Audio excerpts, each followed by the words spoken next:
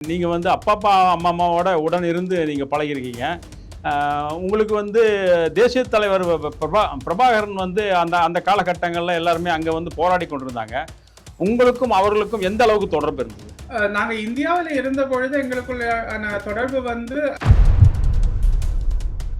இல்ல இப்போ வந்து கடந்த 27ஆம் தேதி மாவீரர் தினத்துல உரையாற்றின அந்த பெண்ணோட குரலும் நீங்க துவாரகாவோட நேரடியா பேசியிருக்கீங்க, அந்த குரலும் ஒன்னா இருந்ததா? அந்த தொலைபேசிகள்ல பேசின குரலும் அந்த மாவீரன் உரையில வந்த குரலும் கூட ஒரே குரல் இல்லைன்றது வந்து நான் புரிஞ்சுக்கிட்டேன். துவாரகா வந்து இப்படி ஒரு நாளும் வளர்க்கவும் இல்லை யாரும். துவாரகா என்ன சொல்றது, தன்னுடைய தந்தைக்கே ஒரு கெட்ட பெயர் வர்ற மாதிரியான எந்த ஒரு விஷயத்தையும் அவருடைய வாழ்க்கையில செய்ய மாட்டா. அருணா ஆண்டி உறுதிப்படுத்துறா அப்படின்னு சொன்னா, அருணா ஆண்டி துவாரகான்னு சொன்னா எங்க வீட்டுக்கு கூட்டிட்டு வரலாம் தானே, அவங்களோட வீட்டுல கூட்டிட்டு வந்து வச்சிருக்கலாம் தானே.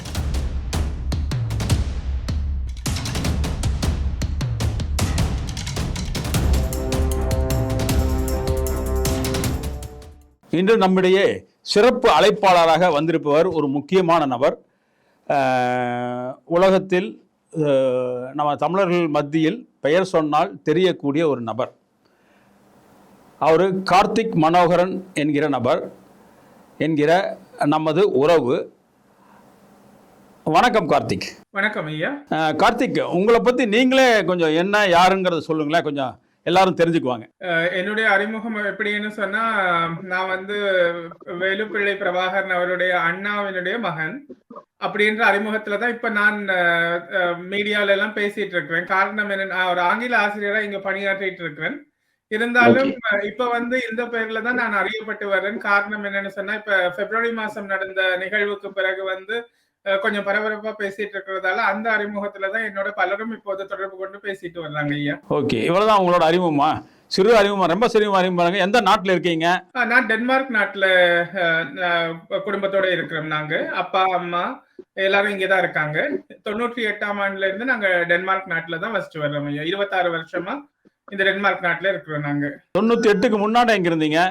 83ல இருந்து 98 வரை இந்தியாவில ஒரு வருடம் வந்து நாங்க திருச்சியில இருந்தோம். சுமார் ஒரு வருடம் அல்லது 1.5 வருடம் இருக்கலாம். அதுக்கப்புறம் நாங்க சேலத்துக்கு இடம்பெயர்ந்தோம். நாங்க அங்கிருந்து சேலத்துலதான் நான் அங்கதான் இருந்தேன். நான் 98 வரை சேலத்துலதான், அங்கதான் முழுக்க படிப்பு எல்லாமே அங்கதான் என்னுடைய இது இருந்தது. நீங்க பிறந்ததே வந்து தமிழகம் தானா அல்லது பிறந்தது வந்து ஈழமா? வல்வெடுத்துறையில தான், நாட்டுல வல்வெடுத்துறையில தான். 3 வயசுல வந்து அங்க இருந்து என்ன இந்தியா கூட்டிட்டு வந்துட்டாங்க அம்மா அப்பா. ஓகே. அதுக்கப்புறமா என்னுடைய 98 வரை என்னுடைய வாழ்க்கை வந்து இந்தியாவில தான். படிப்பு, நண்பர்கள் எல்லாருமே அங்க இந்தியாவில தான் இருக்காங்க. சரி, உங்களோட இப்போ வந்து அப்பா அம்மா இருக்காங்கன்னு சொன்னீங்க. அப்பப்பா அம்மா அவர்களும் உங்களோட இருந்தாங்களா? அவர்களோட எத்தனை காலமாக நீங்க அவர்களோட இருந்தீங்க?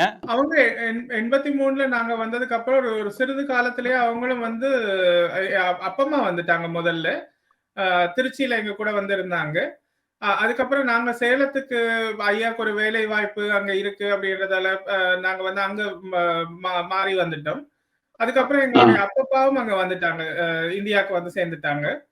அதுக்கப்புறம் அடிக்கடி அவங்களுக்கு வந்து திருச்சி வந்து ரொம்ப பிடிச்ச இடம் ஆகிட்டது. என்ன சொன்னா, அங்க வந்து நாட்டுல இருந்து வர்ற தமிழர்கள் நிறைய பேர் அங்கதான் வசிக்க துவங்கினாங்க.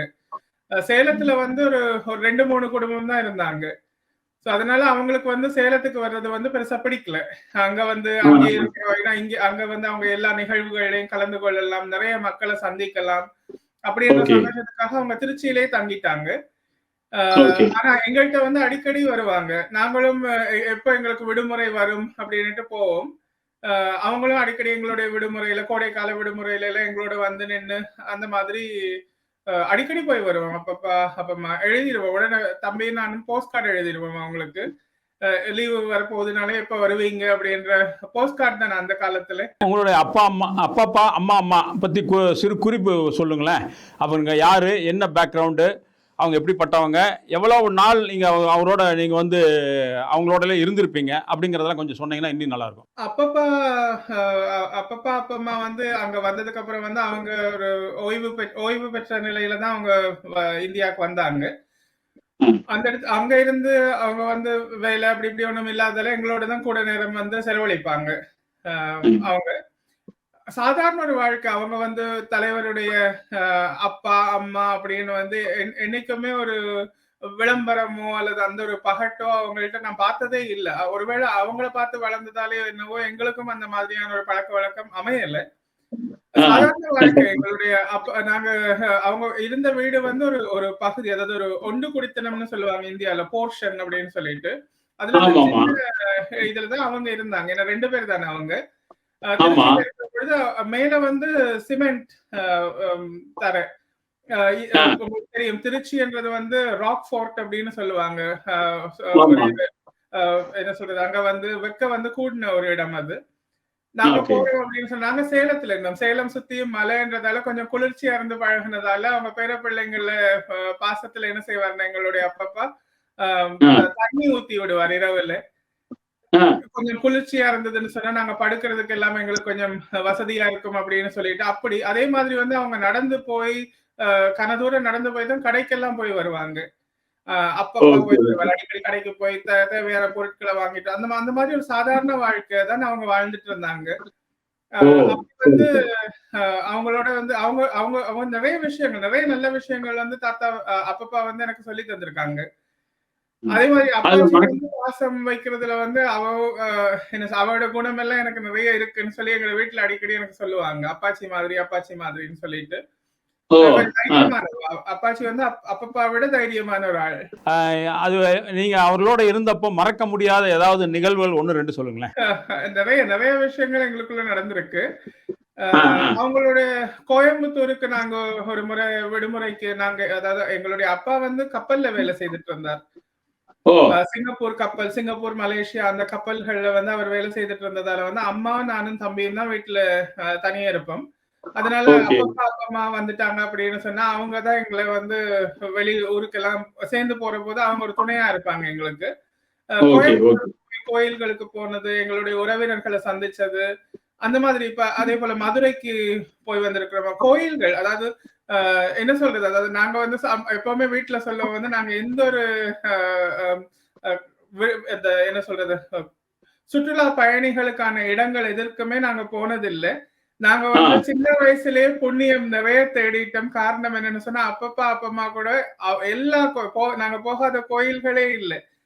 திருச்சிக்கு போனா திருவரங்கம், திருவானைக்காவல், மலைக்கோட்டை, சமயபுரம் எல்லா கோயிலுக்கும் கட்டாயம் போய் வரும். ஒவ்வொரு முறை போனாலும் ஒவ்வொரு முறையும் கோயிலுக்கு போய் வரும். கோயிலுக்கு போறது எங்களுக்கு ரொம்ப பிடிக்கும். அவரு அப்பா அம்மா கூடவே இருப்பாங்க, உங்க கூடயே இருப்பாங்க, எப்பவுமே கூடவே இருப்பாங்க. அதோட அவங்க கோயிலுக்கு போறது ரொம்ப அதிகம். அவங்களும் போறது அதிகம். அது பக்கத்துலயே, அவங்களோட வீட்டுக்கு பக்கத்துலயே புவனேஸ்வரி அம்மன் கோயில் அப்படின்னு சொல்லிட்டு திருச்சியில இருக்கு.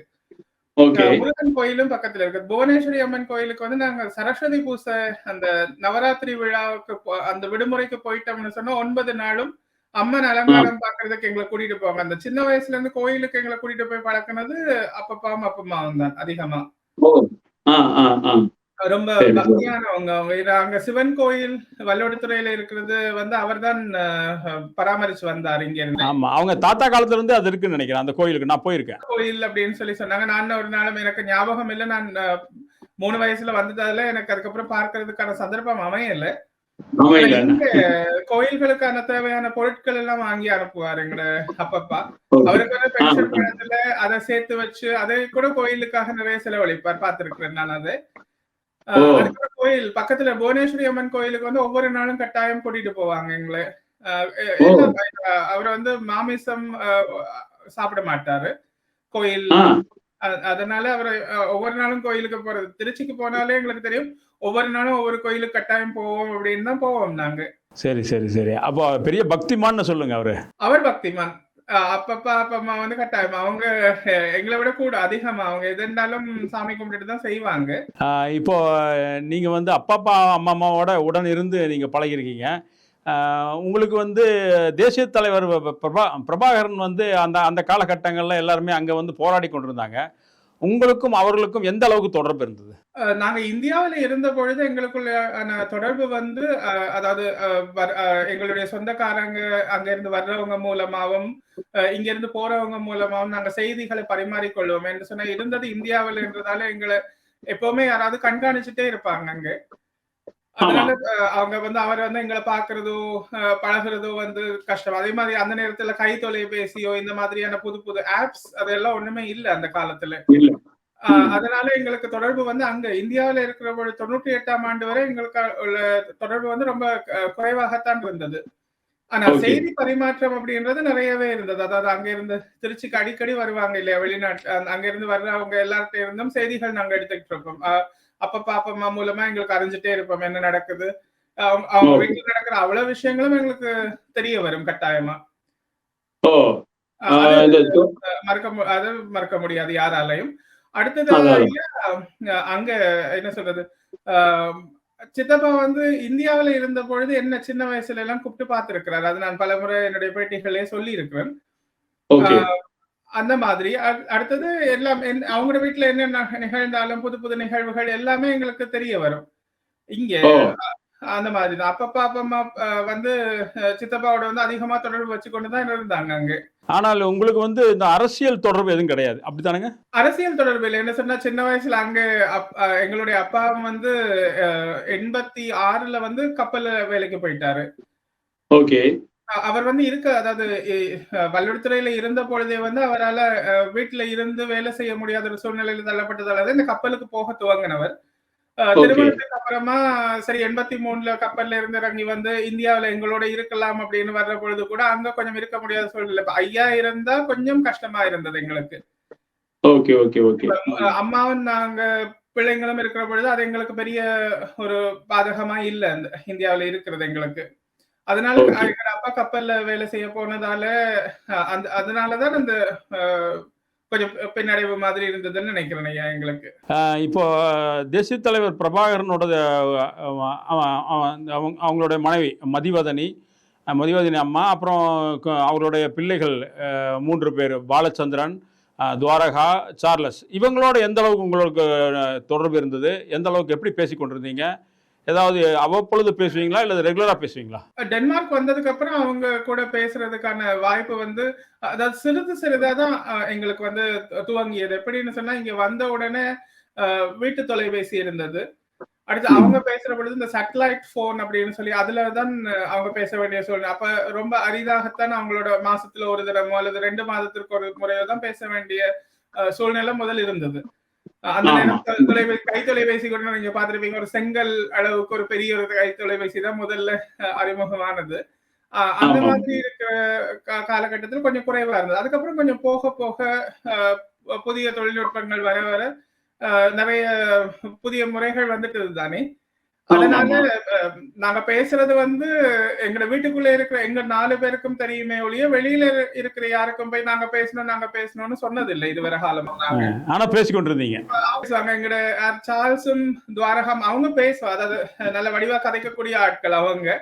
சின்னவர் வந்து அவர் விளையாட்டு பிள்ளை. அவர் பெருசா போன்ல கதைக்க மாட்டார். அவங்க என்னுடைய அப்பாட்ட கேட்ட முதல் கேள்வி வந்து அவங்க கேட்டது, பெரியப்பா நீங்க தான் எங்க அப்பாவை சின்ன வயசுல கண்காணிச்சு வீட்டுல சொல்லி கொடுக்குறீங்களாம் என்ன? அதான் அவங்க கேட்டாங்க. இதுதான் நாங்க உங்ககிட்ட பேசுற போது முதலாவதா கேட்கணும்னு இருந்தோம் அப்படின்னு சொல்லி இந்த கேள்வி 2 பேரும் ஒன்னாவே கேட்டாங்க சேர்ந்து. ஓ சரி சரி. அதான் அவர்கள் குடும்பத்துக்குள்ள அப்போ உங்களை பத்தி எல்லாம் பேசி கொண்டிருந்தனாலதான் அந்த செய்திகள் தெரியுது அவங்களுக்கு. அவங்களுக்கு தெரியல. அவங்களுக்கு தெரியும். ஏன்னா சித்தப்பா கூட ரொம்ப சந்தோஷப்படுவாரு. என்னன்னு சொன்னா நான் வந்து வீட்டுல வந்து ஐயான்னு தான் அப்பாவை கூப்பிடுவேன் எங்க தந்தைய. அவங்களும் அந்த மாதிரி கூப்பிட்டு வளர்ந்தவங்க. வல்லுவத்துறையில இருந்ததால அவங்களோட பழக்கமும் அதுதான். இப்ப சித்தி வந்து புங்குடுதீவு. அப்ப அவங்க வந்து அப்பான்னு தான் கூப்பிடுவாங்க. அப்ப சித்தப்பா சொல்லுவார், பரவாயில்ல என்ன நீங்க எங்கட முறைய விடாம நீங்க ஐயான்னு கூப்பிடுறீங்க. எந்த பிள்ளைகளுக்கு அப்பான்னு தான் கூப்பிடுவாங்க. அந்த மாதிரியான சில விஷயங்கள் அவர் சந்தோஷப்படுவார் எங்களோட கதைச்சு. எடுக்கிற போது வளமையா ஒரு சித்தப்பாக்கும் ஒரு மகனுக்கும் என்ன உறவு இருக்குமோ, என்ன ஒரு உரையாடல் இருக்குமோ அதுதான் எங்களுக்குள்ள நிகழ்ந்தது. தவிர அரசியல் சம்பந்தமா நாங்க எதுவுமே பேசிக்க மாட்டோம். சரி, இப்ப துவாரகாவோட எத்தனை முறை பேசியிருப்பீங்க? அவர்கள் வந்து எந்த மாதிரி பேசுவீங்க? குடும்பத்தை சம்பந்தமா மட்டும் பேசுவீங்களா? இந்த படிப்பு சம்மந்தம் பேசுவீங்களா? என்ன மாதிரி பேசுவீங்க?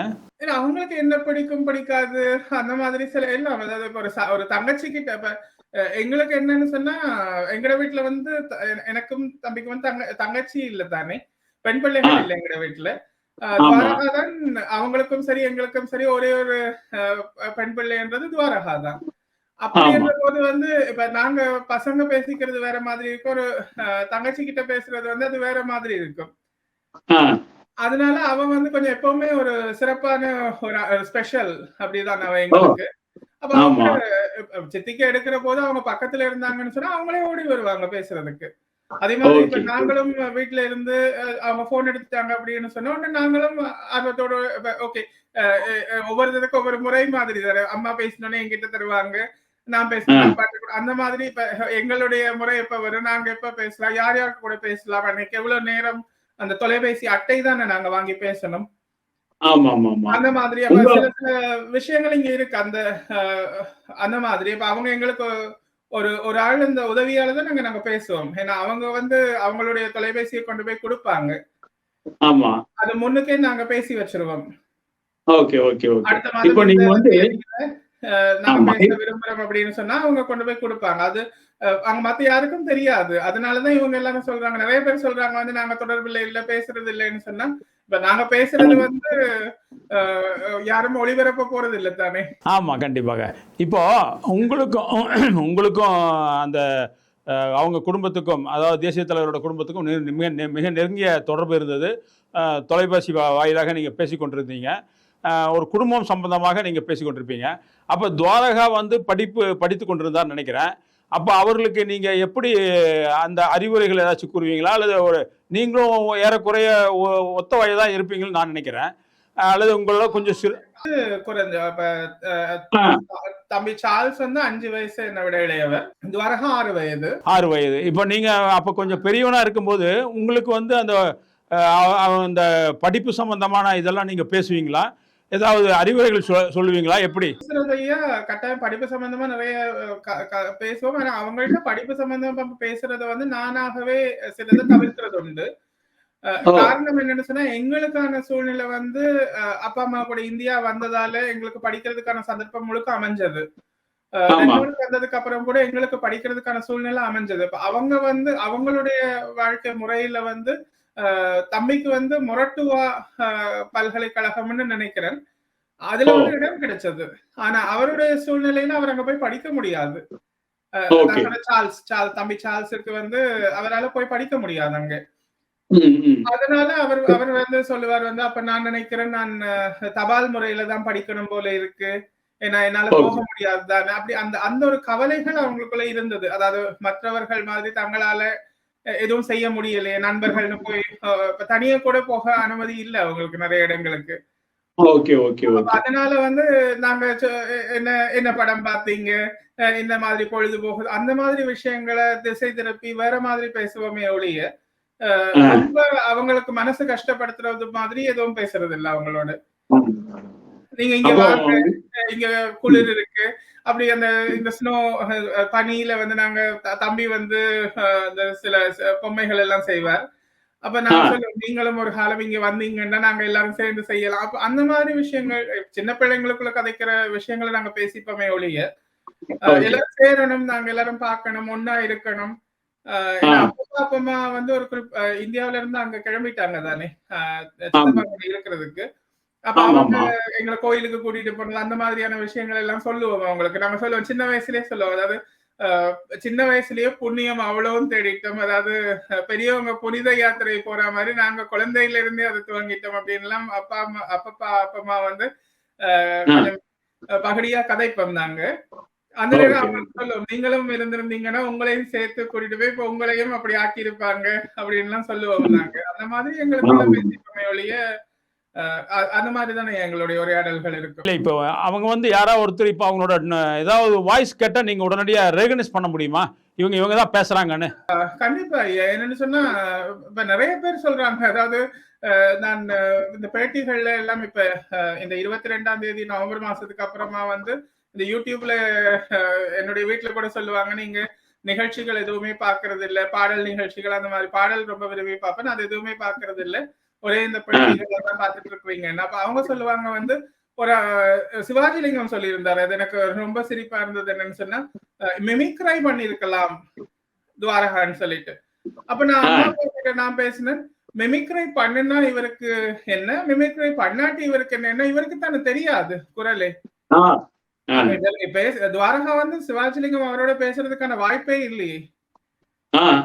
அவருக்கு எப்படி குரல் தெரியும்? அவருக்கு யார் பேசினா, இப்ப எங்க அம்மா துவாரகான்னு பேசினா கூட அவர் துவாரகான்னு நம்பிதான் பேசுவார். ஆமா ஆமா ஆமா ஆமா. இல்ல அவரு நினைச்சது வந்து அந்த அந்த டோன்ல இன்னைக்கு வந்து வேற யாராவது பேசுறது ஆட்கள் இருக்காங்க. இப்போ தமிழகத்துல நீங்க சினிமாவில் பார்த்தீங்கன்னா ரஜினி மாதிரியே பேசுற ஆள் இருக்காங்க, சிவாஜி மாதிரி பேசுற ஆள் இருக்காங்க, கமலஹாசன் மாதிரி பேச, அந்த மாதிரி ஏதாச்சும் துவாரகா மாதிரி பேசியிருப்பாங்களோ அப்படின்னு இவர் ஒரு சந்தேகத்தை எழுப்பினார். அவ்வளவுதான். ஆமா, இப்ப ரஜினி மாதிரி பேசுறது வந்து இருக்கு. என்னன்னு சொன்னா நாங்க ரஜினி அவருடைய படம் இருக்குத்தானே, அது நாங்க பாக்குறோம். அவருடைய குரல் எப்படி இருக்குன்னு எங்களுக்கு தெரியும். நாங்க அடிக்கடி கேட்கிறோம், அதனால கண்டுபிடிக்கிறோம். அதுதான். ஆனா இவர் வந்து பேசுறதே இல்லையே, துவாரகாவோட இவர் பேசினதே இல்லையே. அப்ப எப்படி பேசுனது இல்ல. ஆனா இப்ப பேசும்பொழுது அவரோட தொலைபேசியோட பேசும்பொழுது அந்த துவாரகாங்கிற பெயர்ல பேசின பெண் வந்து துவாரகா மாற, அதாவது டோன்லையும் கூட பேசியிருக்கலாம் அப்படிங்கிற ஒரு எண்ணத்தோட அவர் சொல்லியிருப்பார்னு நினைக்கிறேன். இல்ல அவர் பேசுற அந்த இதுல எல்லாம் பாத்தீங்கன்னு சொன்னா, இப்ப சில இந்திய அரசியல்ல நான் பார்த்திருக்கிறேன். என்னன்னு சொன்னா அவங்க வாரிசு அப்படின்னு சொல்லிட்டு இப்ப அவங்க பொண்ணை வந்து அவங்க எல்லா இடத்துலயுமே கூட்டிட்டு போய் பக்கத்திலேயே வச்சிருப்பாங்க. சின்ன வயசுல இருந்து வச்சுக்கிட்டு எல்லாம் பேசிட்டு இருப்பாங்க. சித்தப்பா ஒரு நாளும் செய்தது இல்ல. இப்ப துவாரகாவை எந்த இடத்துக்கும் கொண்டு அவர் அப்படி எல்லாம் போனது, இப்ப சித்தி போனதே மிக அரிதா இருக்கிற போது சித்தப்பா வந்து எப்படி துவாரகாவை எல்லா இடத்துக்கும் கொண்டு போயிருப்பா. இவங்க சொல்றாங்க துவாரகா வந்துட்டா, எங்கள் தங்கச்சி வந்துட்டா, அது இதுன்னு இவங்க எல்லாம் சொல்லிட்டு தெரியுறாங்க. அவரை என்னைக்குமே அரசியல் வாரிசுன்னு கொண்டு இப்ப ஒவ்வொரு நாளும் என்ன சித்தப்பா கூட்டிட்டா போனவர் எல்லா இடத்துக்கும். இவங்க அதனாலதான் என்னுடைய சந்தேகம் என்னன்னு சொன்னா, குடும்ப உறவுகளோட பேசின துவாரகா சிவாஜிலிங்கம் அவர் வர்றாருன்னு சொன்னா உடனே சித்தப்பா என்ன துவாரகாவோட கதைங்கன்னு கூட்டிட்டு போய் விட போறாரா? கடைசி வரைக்கும் இல்ல. குரல் தெரியறதுக்கே வாய்ப்பு இல்ல. ஏன்னா உறவினர் இல்ல. இப்போ வந்து கடந்த 27ஆம் தேதி மாவீரர் தினத்துல உரையாற்றின அந்த பெண்ணோட குரலும் நீங்க துவாரகாவோட நேரடியா பேசிருக்கீங்க, அந்த குரலும் ஒன்னா இருந்ததா? அந்த தொலைபேசிகள்ல பேசின குரலும் அந்த மாவீரன் உரையில வந்த குரலும் கூட ஒரே குரல் இல்லைன்றது வந்து நான் புரிஞ்சுக்கிட்டேன். குரல் மாத்தி இருக்காங்களோ அல்லது எதுவும் வாய்ஸ் சேஞ்சர் ஆப் மாதிரி ஏதாவது பயன்படுத்தி இருக்கிறாங்களோ எனக்கு அது சரியா தெரியல. ஆனா அந்த குரல் இல்ல. அந்த நான் சில உரையாடல்கள் கேட்டுட்டு நான் வீட்டுல அம்மா அப்பா கிட்ட சொல்லி கவலைப்பட்டது என்னன்னு சொன்னா, துவாரகான்னு சொல்லி இப்படி கேவலப்படுத்துறாங்க, அது அடுத்த பக்கம் இருக்கட்டும். இந்த துவாரகான்னு பேசுற பொண்ணு வந்து எப்ப பார்த்தாலும் எனக்கு கடன் பிரச்சனை இருக்கு, எனக்கு அந்த காசு வாங்கணும், இந்த காசு வாங்கணும், கடைக்கு போக முடியாது, அதாவது எப்ப பார்த்தாலும் அந்த காசு காசு காசு காசு அப்படின்னு சொல்றது வந்து ஒரு அசிங்கமான ஒரு விஷயமா இருந்தது. அதாவது துவாரகாவோட பேரைய வந்து இவங்க கொச்சப்படுத்துற மாதிரி இருந்தது அது. ஓகே. அது வந்து தனிப்பட்ட முறையில பலரோட தொலைபேசி உரையாடல்கள் அந்த மாதிரி நடந்திருக்கு. அதை சொல்றீங்க நீங்க? அதுதான் சொல்றேன். அந்த நிறைய அந்த உரையாடல்கள் வந்து இங்க குறுஞ்செய்திகளா எங்களுக்கெல்லாம் அனுப்பப்பட்டு வந்தது நிறைய. அந்த குறுஞ்செய்தியில் வந்த உரையாடல்களும் இந்த அதே போல மாவீரர் தினத்துல உரையாற்றின அந்த பெண்ணுடைய குரலும் துவாரகாவோட குரலும் எல்லாமே ஒன்றொன்று வேறுபட்டு இருக்குதா? எப்படி நீ உங்களோட கணிப்பு என்ன? வேறுபட்டு இருக்கு. துவாரகாவோட குரல் இல்ல. அதாவது துவாரகா வந்து இப்படி ஒரு நாளும் வளர்க்கவும் இல்லை யாரும். துவாரகா என்ன சொல்றது, தன்னுடைய தந்தைக்கே ஒரு கெட்ட பெயர் வர்ற மாதிரியான எந்த ஒரு விஷயத்தையும் அவருடைய வாழ்க்கையில செய்ய மாட்டா. நான் சொல்லுவேன், இப்ப நாங்க வந்து எங்களோட குடும்பத்துக்கு கேவலம் வர்ற மாதிரி எந்த ஒரு விஷயத்தையும் எங்களால செய்ய முடியாது. அப்ப எங்களை மாதிரிதான் எங்களோட தங்கச்சி இருப்பா. அந்த பெண் வந்து இப்போ இதுவரைக்கும் துவாரகாங்கிற பெயர்ல இப்பொழுது வந்த பெண்ணு அல்லது அந்த மிர்ஜுதாங்கிற அந்த பெண்ணோட குரலும் வந்து நீங்க பேசின துவாரகாவோட குரல் கிடையாது அப்படிங்கறது உறுதியா சொல்றீங்க? உறுதியா சொல்றேன். ஆனா அவங்க சொல்ற ஒரு விதத்துல நான் ஒத்துக்கொள்றேன். என்னன்னு சொன்னா, அவர் சொல்றாரு அடிக்கடி, ஒரு குறிப்பிட்ட நபர் சொல்றார், எனது தங்கை எங்களது தங்கைன்னு சொல்றார். இல்ல அவரு சொல்லிட்டு போட்டுங்க, ஏன்னா அவருக்கு கதைத்தது இல்லைன்னு சொல்றார். நான் ஒத்துக்கொள்றேன், அவருடைய தங்கை. அது என்னுடைய தங்கை துவாரகா இல்ல. அப்ப என்னுடைய தங்கைனா தான் என் கூட பேசுவா. அவருடைய தங்கை அவர் கூட தானே பேசுவா. அதான். சரி. நீங்க வந்து எப்படி ஒரு உறவினரோ அதே போல உறவினர் தான் வந்து அருணா. அருணா அம்மா அவங்க டென்மார்க்ல இருந்தாங்க. இப்ப அவர்கள் வந்து எந்த வகையில உறுதிப்படுத்துறாங்க? அவங்க ஏன் அப்படி சொல்லக்கூடிய வாய்ப்பு என்ன? எந்த காரணம் அது? அருணா ஆண்டி உறுதிப்படுத்துறா அப்படின்னு சொன்னா, அருணா ஆண்டி துவாரகான்னு சொன்னா ஏன் எங்க வீட்டுக்கு கூட்டிட்டு வரலாம் தானே? அவங்களோட வீட்டுல கூட்டிட்டு வந்து வச்சிருக்கலாம் தானே? இல்ல அங்கெல்லாம் கூட்டு போட்டோம். அவங்க ஏன் உறுதிப்படுத்துறாங்கன்னு ஏதோ ஒரு காரணம் இருக்கும்ல? எந்த காரணம் நீங்க நினைக்கிறீங்க? அது உண்மையிலே எனக்கு புரியல ஐயா. காரணம் என்னன்னு சொன்னா, அவங்க கண்ணால பார்த்திருக்கிறாங்களான்னு கூட தெரியல. ஏன்னா கேட்டா கண்ணை கட்டி கூட்டிட்டு போறதுன்றாங்க. ஒவ்வொரு நாளைக்கும் ஒவ்வொரு கதை சொல்றாங்க. ஒவ்வொரு ஆட்கள் மூலமா இப்ப நாங்க கேள்விப்படுறது வந்து ஒவ்வொரு கதை. இப்ப உண்மையான ஒரு விஷயமா இருக்கிற பொழுதே அவங்க தொலைபேசி இப்ப அதாவது 2 மாதம் முடிஞ்சது. இப்ப என்னுடைய நேர்காணல் வழி வந்து அவங்க சொல்லி ஆகஸ்ட் மாசமோ என்னமோ சொன்னாங்க. அவங்க சொல்லியே கிட்டத்தட்ட 6-7 மாதம் ஆகிவிட்டது. இதுவரை தொடர்பு கொள்ளவே இல்லை. இப்ப எங்களோட மனசுல வந்து ஒரு கள்ளங்கவடம் இல்லைன்னு சொன்னா ஏன் தொடர்பு கொள்ளக்கூடாது? ஆமா. இல்ல இப்போ உங்களோட மட்டும் இல்லையே. இப்போ அருணா அம்மாவுக்கு வந்து கிட்டத்தட்ட 3 பெண்கள் இருக்காங்க. அவர்களும் அங்கேயே தான் இருக்காங்க. டென்மார்க்லயே இருக்காங்க. அவர்கள் கூட இதுவரைக்கும் எந்த கருத்து சொல்லலையே.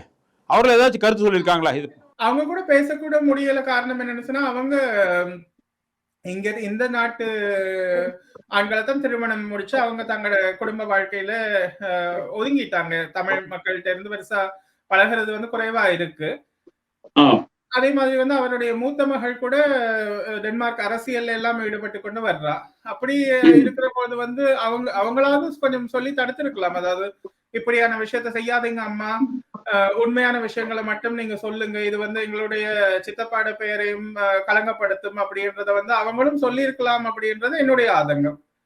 இல்ல அதான் அந்த 3 பெண்களும் வரல தெரியாது அவங்க. ஆனா அருணாண்டியுடைய கணவர் இருக்கிறாரு தானே? ஆமா, அதான் கேட்கலாம் வந்தேன். அருணாவுடைய கணவர் இருப்பாரு. அவருக்கு என்ன வயது இருக்கும்? அவர் என்ன நிலைமையில் இருக்காரு? அவர் ஏன் இது வரைக்கும் வாய் திறந்து சொல்லல? இல்ல அவர் 70 வயது இருக்கும்னு நினைக்கிறேன் அவருக்கு இப்ப.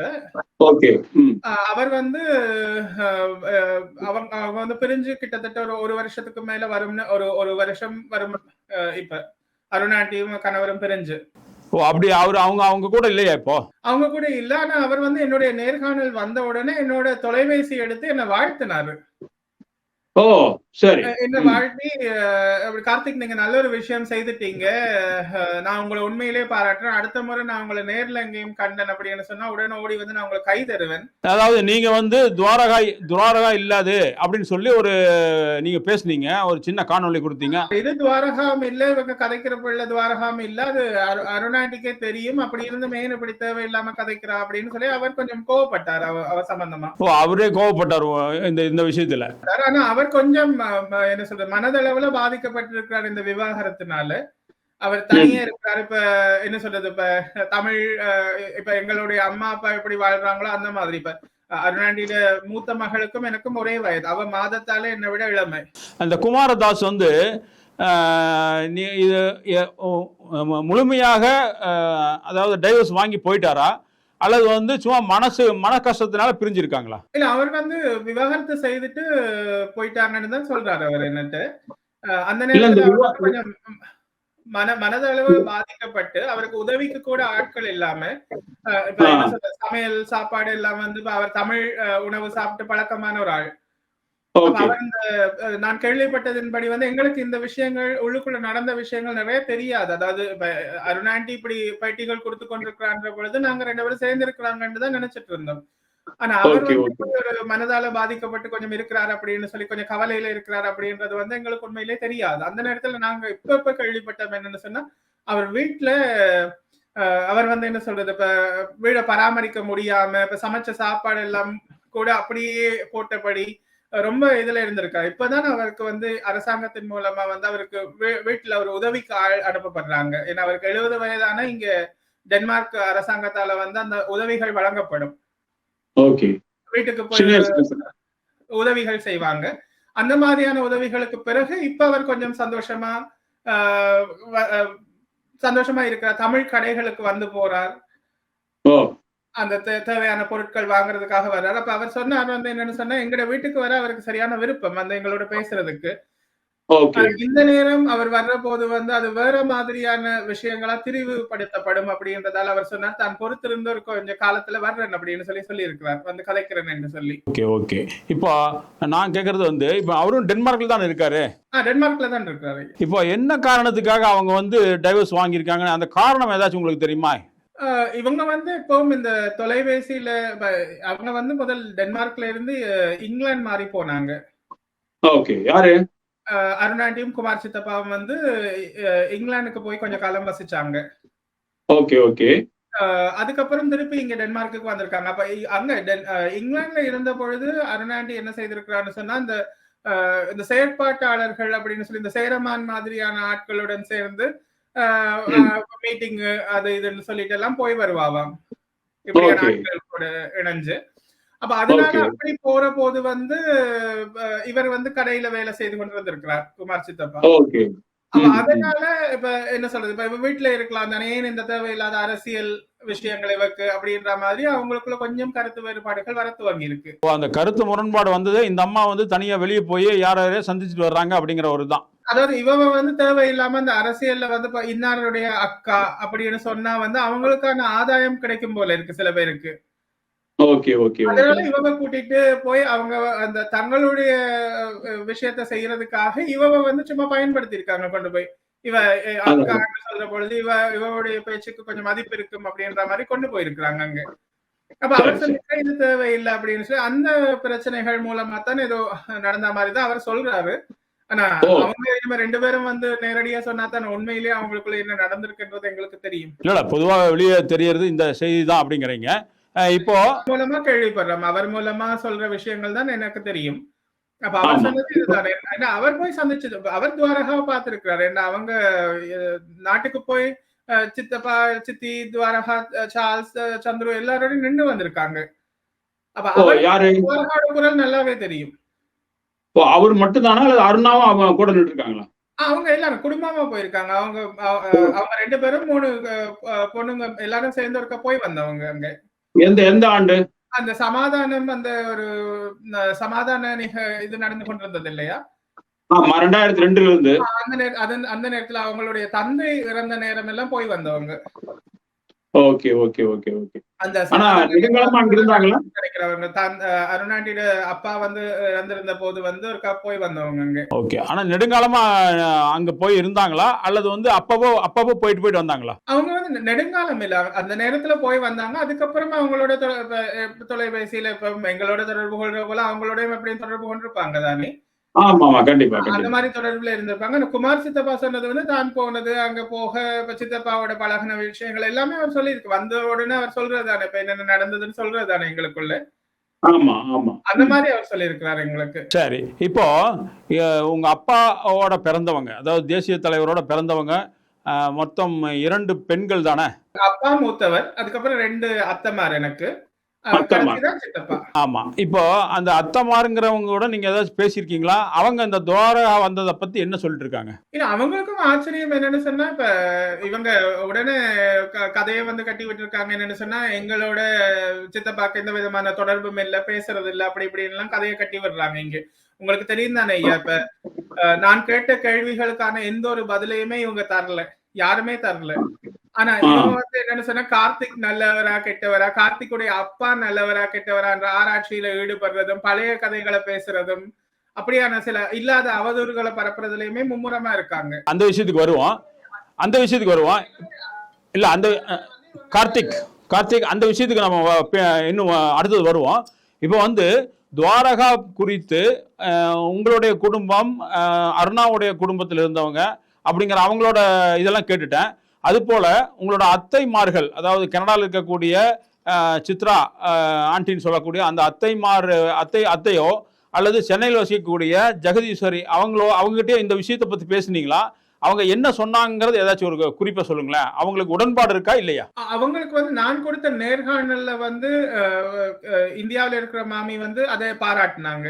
நல்ல ஒரு நேரத்துல நல்ல ஒரு விஷயம் நான் செய்திருக்கிறேன் அப்படின்னு பாராட்டினாங்க. அவங்க வந்து எங்களுடைய சிவாஜிலிங்கம் சொன்ன மாதிரி அவங்க வந்து எங்களுடைய அப்பப்பா அப்பம்மாவோட கடைசி வரைக்கும் பேசிக்கவே இல்லை.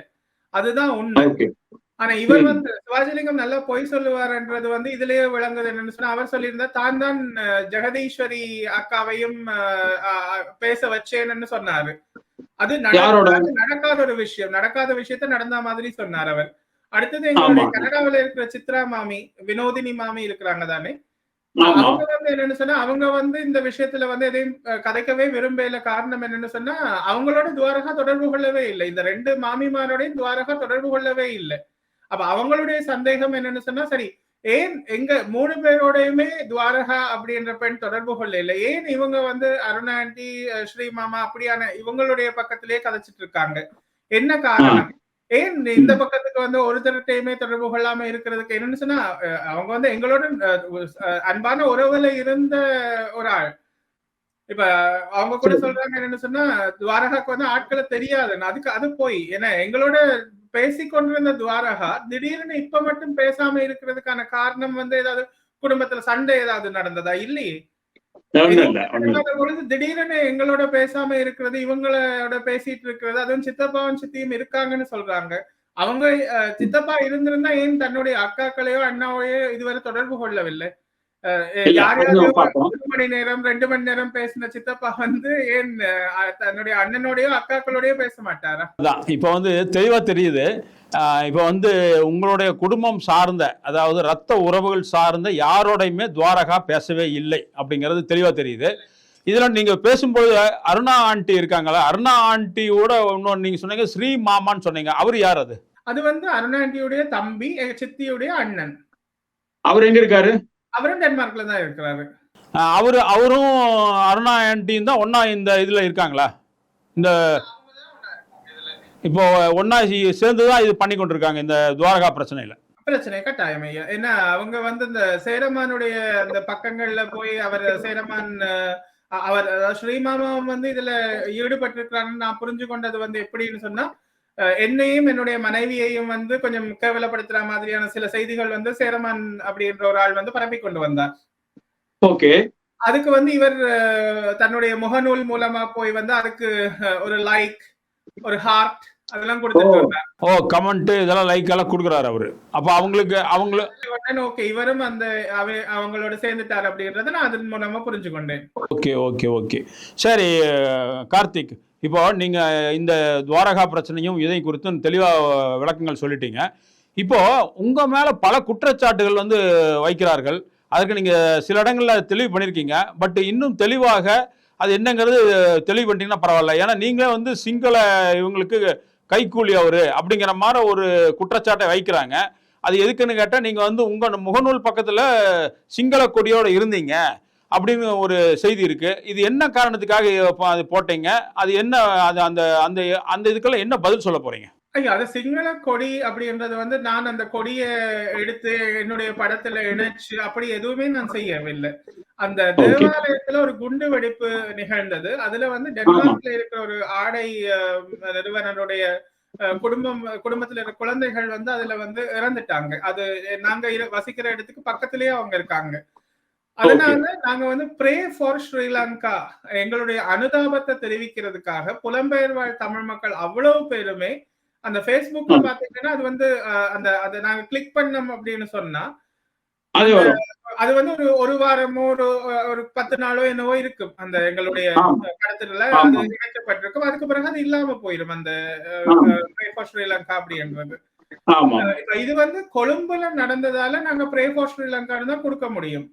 அது அதாவது நான் உருவாக்கல, அந்த எந்த ஒரு விஷயத்தையும் நான் உருவாக்குனது இல்ல. அது Facebook முகநூல் உருவாக்கி இருந்ததுல நாங்க பதிவிட்டு இருந்தோம். நாங்க நான் அந்த கொடிய அல்லது என்னுடைய படத்துக்கு பின்னால அந்த கொடியை போட்டு அப்படி நான் எதையும் அப்படி செய்ததில்லை. அதாவது உங்க இன்டென்ஷன் வந்து இடத்துல நடந்ததுன்னு சொன்னா நான் கட்டாயம் ப்ரே ஃபார் தமிழீழம்னு போட்டிருக்கலாம். அது கொழும்புல நடந்ததால ப்ரே ஃபார் ஸ்ரீலங்கால தான் போட முடியும். இல்ல அதாவது உங்க இன்டென்ஷன், அதாவது உங்களோட நோக்கம், உங்களோட இன்டென்ஷன் வந்து அந்த இது ஸ்ரீலங்கா நடந்த குண்டு வெடிப்புக்கு எதிராக இருந்தது அப்படிங்கறத காமிக்கிறதுக்காக தான் நீங்க அதை இது பண்ணீங்க. அது வந்து தெரிவிக்கிற வகையில தான் நான் அதை போட்டிருந்தேன். நான் அடுத்தது வந்து இப்ப நான் சித்தப்பாவுடைய பேசிய முறையில நான் சொல்றேன். சித்தப்பா வந்து தமிழ் மக்களையும் சிங்கள மக்களையும் தன்னுடைய மக்களா தான் பார்த்தவர். அவர் அந்த அரசாங்கத்துடன் அவருக்கு முரண்பாடு இருந்ததை ஒழிய சிங்கள மக்களை அவர் வெறுக்கவே இல்லை.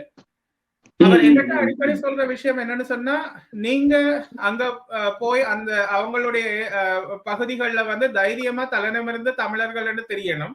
அதே மாதிரி அவங்களும் இங்க வர்ற பொழுது, எங்களுடைய பக்கங்களுக்கு வர்ற பொழுது அவங்களும் தைரியமா பாதுகாப்போடு அவங்களும் வந்து போகணும். அப்படியான ஒரு சூழ்நிலையைத்தான் சித்தப்பா உருவாக்குவேன்னு சொன்னாரே ஒழிய சிங்கள மக்களை அழிக்க போறேன்னு அவர் எந்த ஒரு காலத்திலையும் சொன்னதே இல்லை.